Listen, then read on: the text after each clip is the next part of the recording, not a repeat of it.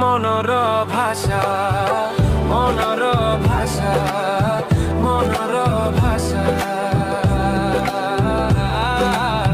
মনর ভাষা। ସେଦିନ ରବିବାର ସକାଳ। ସୂର୍ଯ୍ୟ ଦେବତାଙ୍କ କୋମଳ କିରଣ ଧରଣୀକୁ ଛୁଇଁବା ବେଳକୁ ମାଙ୍କର ବଜାର ଯିବା ପ୍ରସ୍ତୁତି ଶେଷ ହୋଇସାରିଥିଲା। ହାତରେ ସେଇ ପୁରୁଣା କନା ମୁଣାଟି ଧରି ମା ମୋତେ ଡାକ ପକାଇଲେ। ଆରେ ବାବୁ, ଶୀଘ୍ର ବାହାରି ପଡ଼ ବାବା, ବଜାରରୁ କିଛି ପରିବା ଆଣିବାକୁ ହେବ। ସେପଟେ ପରିବା ଆଣିଲେ ରୋଷେଇ ହେବ, ବାବା ଖାଇକି ଅଫିସ ଯିବେ। ବହୁତ ଡେରି ହେଲାଣି, ଜଲ୍ଦି ଆସିଲୁ। ମୁଁ ମଧ୍ୟ ବାଧ୍ୟ ପୁଅଟେ ପରି ମାଙ୍କ ପଛେ ପଛେ ବାହାରିଲି। ଗାଁ ଶେଷ ମୁଣ୍ଡ ବଜାରରେ ଲୋକଙ୍କ ଭାରି ଗହଳି ଜମିଥିଲା। ପରିବା ଦୋକାନୀମାନେ ନିଜ ନିଜ ପସରା ମେଳାଇ ବସିଥିଲେ। ମା ସିଧା ଯାଇ ପହଞ୍ଚିଲେ ହରିଭାଇଙ୍କ ପରିବା ଦୋକାନରେ।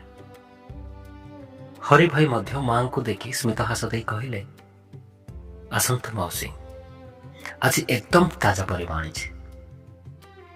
ମା ପରିବା ଉପରେ ଆଖି ବୁଲାଇ ନେଇ ପଚାରିଲେ, ହରି, ଆଜି ପୋଟଳ କେମିତି ଦଉଛୁ କିରେ? ହରିଭାଇ ଉତ୍ତର ଦେଲେ, କେଜି ପ୍ରତି 40 ଟଙ୍କା ମାଉସୀ। ମା ମୁହଁ ବେଢ଼ାଇ କହିଲେ, ଆରେ କାଲି ତ ଶୁଣିଲି 30 ଟଙ୍କା ଥିଲା, ଆଜି କଣ ରାତାରାତି ଶୂନ ହେଇଗଲା କି? ନା ନା ନା, ମୁଁ ମାତ୍ର 25 ଟଙ୍କା ଦେବି। 25 ଟଙ୍କାରୁ ଟଙ୍କାଟିଏ ବି ଅଧିକ ଦେବେନି। ବିଚାରା ହରିଭାଇ ମୁଣ୍ଡ କୁଣ୍ଡାଇ କହିଲେ, ମାଉସୀ, ଆପଣ ତ ସବୁବେଳେ ଏମିତି କୁହନ୍ତି, ପରିବା କଣ ମୋ ହାତରେ ଅଛି? 38 ଟଙ୍କା ଦିଅନ୍ତୁ। ମା ପୋଟଳ ଗୁଡ଼ିକୁ ମୁଣାରେ ପୁରାଇବା ଆରମ୍ଭ କରୁ କରୁ କହିଲେ, 30 ଟଙ୍କା ହେବ ତ କହ, ନହେଲେ ମୁଁ ଚାଲିଲି ଆର ଦୋକାନକୁ। ଏତିକି କହି ମା ମୋତେ ଧରି ମାତ୍ର 10 ପାଦ ଆଗକୁ ଯାଇଛନ୍ତି କି ନାହିଁ, ପଛରୁ ହରିଭାଇଙ୍କ ଡାକ ଶୁଣିଲା, ଆରେ ମାଉସୀ, ରୁହନ୍ତୁ ରୁହନ୍ତୁ, ଆପଣଙ୍କ ସହ କିଏ ଜିତିବ କୁହନ୍ତୁ? ଆସନ୍ତୁ, ଆପଣ ଯେତିକି କହୁଛନ୍ତି ସେତିକିରେ ନେଇଯାଆନ୍ତୁ। ମା ବିଜୟିନୀର ହସ ହସି ପଛକୁ ଫେରିଲେ। ମୁଁ ପଚାରିଲି, ମା, ତୁ ତ ଜାଣିଥିଲୁ ସେ ଡାକିବ ବୋଲି, ତାହେଲେ ଚାଲିଲୁ କାହିଁକି? ମା ମୋ ମୁଣ୍ଡରେ ହାତ ବୁଲାଇ କହିଲେ, ବୁଝିଲେ ପୁଅ, ଏହା ହେଉଛି ବଜାରର ପୁରୁଣା ନିୟମ। ଏହି 10 ପଦର ଦୂରତା ହିଁ ଜଣାଇ ଦିଏ କିଏ କାହାକୁ କେତେ ଭଲ ପାଏ। ସେ ଜାଣିଛି ମୁଁ ତାର ପୁରୁଣା ଗ୍ରାହକ, ଆଉ ମୁଁ ଜାଣିଛି ସେ ମୋତେ ଠକିବ ନାହିଁ। ଏଇଟା ଝଗଡ଼ା ନୁହେଁ, ଏଇଟା ହେଉଛି ଗୋଟେ ମିଠା ସମ୍ପର୍କ।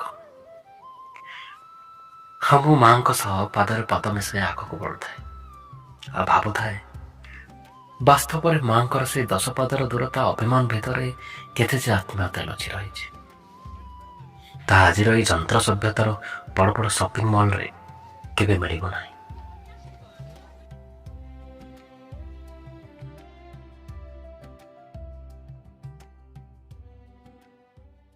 ଦଶ